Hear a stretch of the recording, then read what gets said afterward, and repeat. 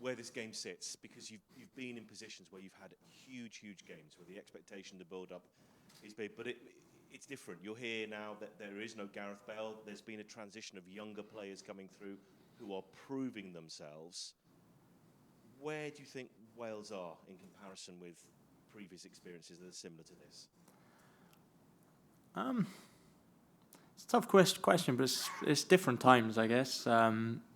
Look, we don't have Gareth Bale this time. That's obviously a big loss for Wales. He's probably our greatest ever player. So, yeah, it's different, but that doesn't mean that there's any different feeling within the camp. We got a very motivated group, boys that have been there before, boys that have experience, and some boys who are playing at the top of their game. So, yeah, we're more than confident in the squad that we've got.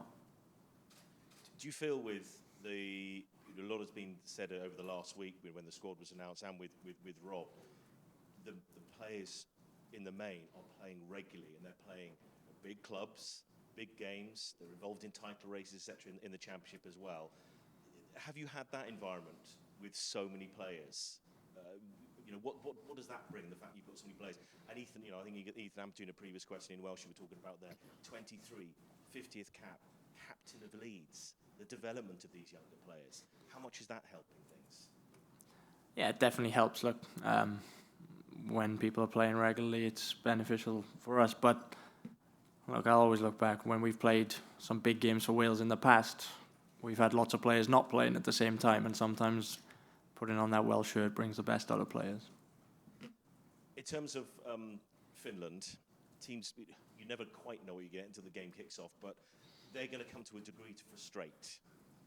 How do you make sure the occasion, a packed Cardiff City Stadium, the expectation, probably the favourites tag on Wales, that you are able to break down Finland? How's the analysis gone there?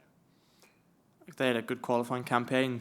They've got a very well organised team and definitely got players that can hurt you if you're not switched on. So, look, we're going into a game with a game plan. I'm not going to give too much away, but we're anticipating it'll be a pretty tight, nitty-gritty game because of how well organised they are. So, look, the game's 90 minutes long. We have to try and dominate as much as we can and create as many chances as we can and hopefully break down that wall they've got the back. Ben, previous matches, you've talked about what being the captain of Wales is when you've led the team out. Aaron's not been available. Aaron is available tomorrow. Rob won't tell us how he's going to use him. But in terms of maybe when you've got the player like Aaron in the team, can you give us a sense of, a lot's been told to us about how he helps off the pitch around of having a player of Aaron's abilities off the pitch, working with you, another senior leader in the team as well? Yeah, look, I think the opportunity to have Aaron in this squad is a no-brainer. He's on his day, he can flip a game on his head. He can produce a moment of magic that can change results. So, yeah, as far as we're concerned, we're definitely lucky to have him here. Hi Ben, okay? Yeah, good.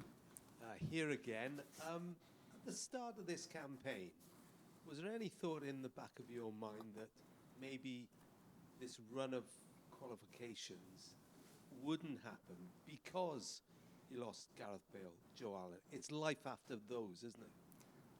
Yeah, it is, but life after those means it's a good opportunity for others to step up, and I think we've seen that in this campaign with some young players coming into the team and players taking on that responsibility of, chipping in with those goals, playing in big games, turning up for us in big moments, and time moves on. There's after we're all done, there'll be more to come then. So, yeah, it's a good opportunity for the young boys this time around.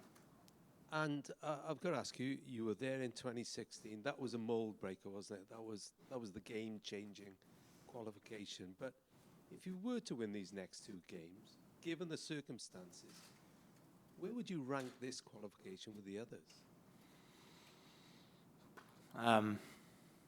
It'd be just as good as the others, Rob, to be honest. It's not better in some ways?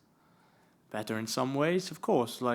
But look, we're all here to play for Wales at the end of the day. And whoever puts on that shirt, it doesn't matter if it's Gareth Bale or if it's players who've come into this camp like Jordan James. We're here to do a job for our country, and that means trying to qualify for major tournaments. So yeah, it's still as motivating now as it was that first time to get to these tournaments. Yeah, you still remember that feeling, and I imagine it's starting to come back.